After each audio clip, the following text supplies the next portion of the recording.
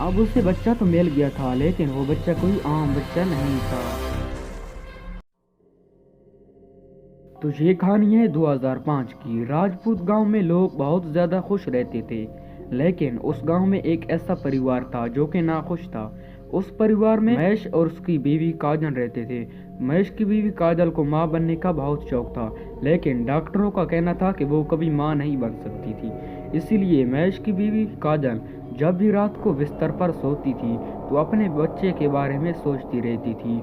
महेश अब उसकी परेशानी बर्दाश्त नहीं कर सकता था। वो उसके लिए कुछ भी करने को तैयार था।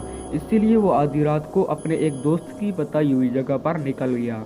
वहाँ जाकर उसे एक बाबा मिला। उस बाबे को उसने सारी बातें बताई।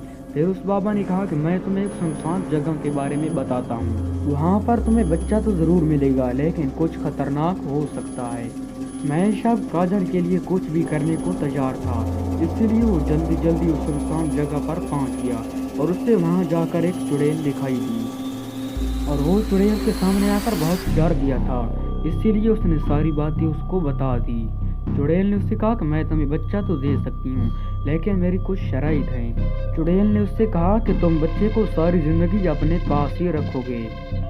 महेश अब काजल के लिए कुछ भी करने को तैयार था। उसने कुछ समझे बगैर ही उस चुड़ैल की शर्त को कबूल कर लिया।